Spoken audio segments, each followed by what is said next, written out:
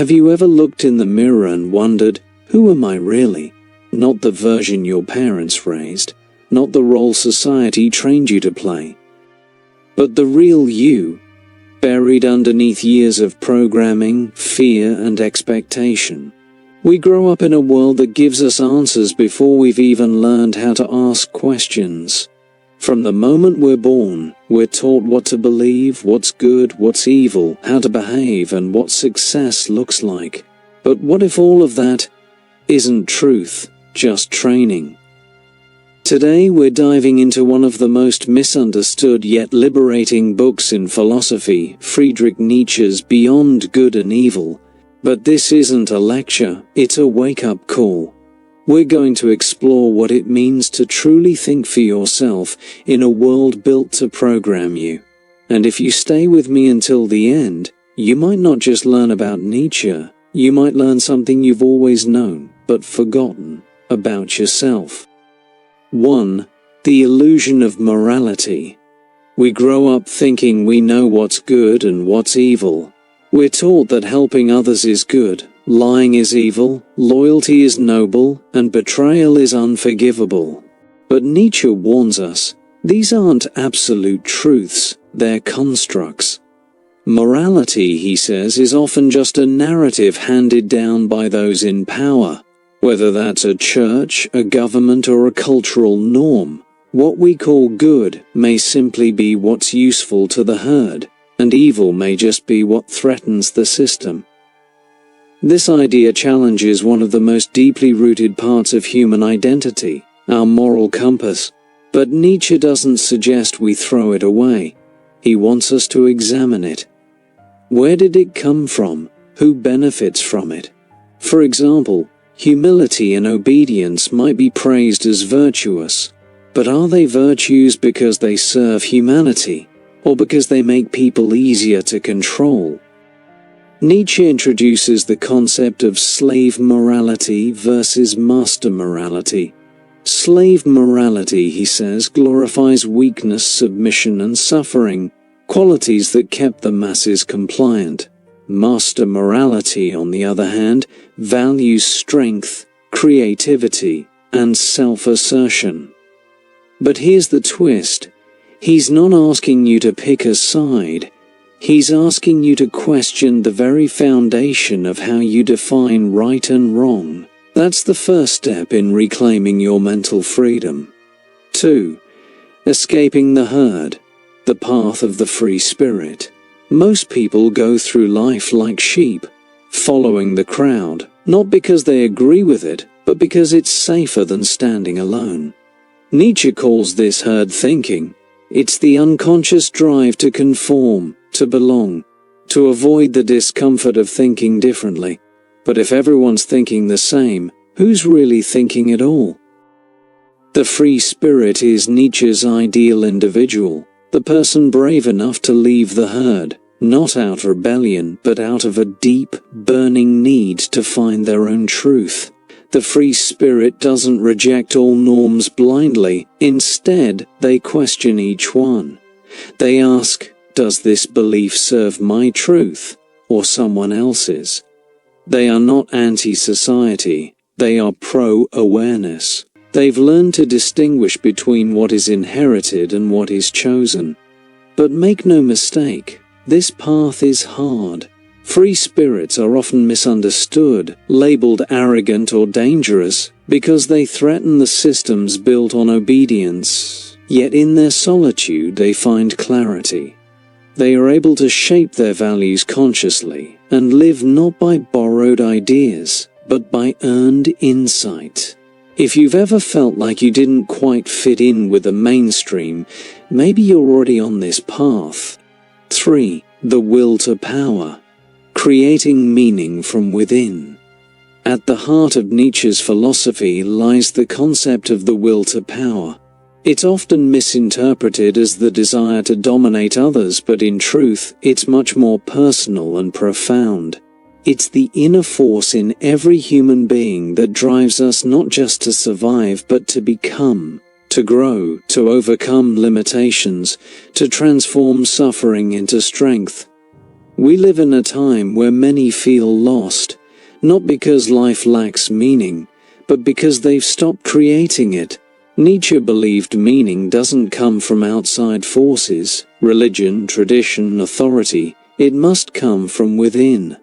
The will to power is that inner engine that lets you rise after failure, chase purpose over comfort, and choose creation over consumption. This force lives in the artist who creates without recognition, the entrepreneur who builds despite the odds, the thinker who questions even sacred truths. It's not about status or control, it's about self-overcoming. When you tap into your will to power, you don't just accept who you are, you decide who you will become. In a world that hands out identities like uniforms, this is radical and powerful. 4. Beyond good and evil. Building your own code. When Nietzsche says we must go beyond good and evil, he's not advocating chaos or moral anarchy. He's calling for maturity, a deeper ethical awakening. Instead of blindly following rules, we become authors of our own moral code. But this is not an invitation to selfishness, it's an invitation to responsibility. Constructing your own values requires deep thought, experience, and self-honesty. You ask yourself, what do I stand for? What am I willing to suffer for? What do I value enough to defend, even if no one else agrees? The person who goes beyond good and evil doesn't act without conscience, they act with a conscience of their own making.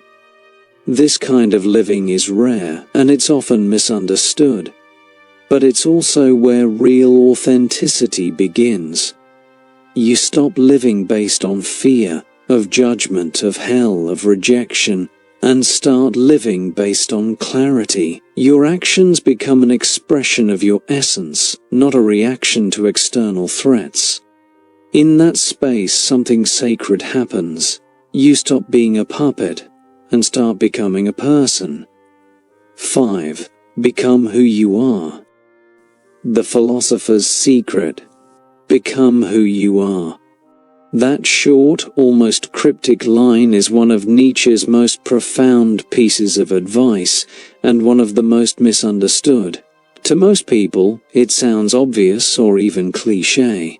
But Nietzsche wasn't giving a motivational quote. He was giving a spiritual challenge, one that few ever fully accept. Because becoming who you are means unraveling everything that isn't you, and that's terrifying. You see, most people spend their lives living out a script. They play the role they were handed, by parents, by religion, by culture. They work jobs they don't love, hold beliefs they've never questioned, and walk paths they didn't choose. Nietzsche saw this as one of humanity's greatest tragedies. People forgetting themselves. To become who you are, then, is not to invent some new identity. It's to recover who you've always been, under the noise, the fear, the masks. But here's the hard truth Nietzsche forces us to face. Becoming who you are is not passive. It's a process of deliberate destruction and conscious reconstruction. It means you will lose people. You will question everything. You will go through dark nights of the soul. But on the other side of that struggle, you emerge, not perfect, but real. A human being who lives by their own truth, not someone else's script. This idea is what separates Beyond Good and Evil from other philosophical works. Nietzsche doesn't want to just teach you ideas. He wants to transform you. He's not asking for agreement, he's demanding awakening. He's challenging you to build a life that's not built on borrowed beliefs, but forged in your own fire. And the question is, are you willing to face yourself long enough to finally become yourself? When you truly begin to become who you are, you stop chasing approval. You stop performing. You start speaking with your own voice, walking with your own rhythm, and living with a kind of internal integrity that no external system can give you or take away. That's the philosopher's secret. That's the rebel's reward. That's the work of a lifetime. We live in a world of noise, opinions, labels, ideologies, all competing for control of your mind. But true freedom begins with silence. The silence where you hear your own voice again. Nietzsche didn't give us answers. He wrote to push us toward our own questions. If something inside you stirred today, don't ignore it. Follow it. If this video challenged your thinking, I invite you to subscribe. Not because I want followers, but because I want more people questioning, more people thinking freely, and maybe, just maybe, becoming who they are meant to be. Think freely, live fully, become who you are.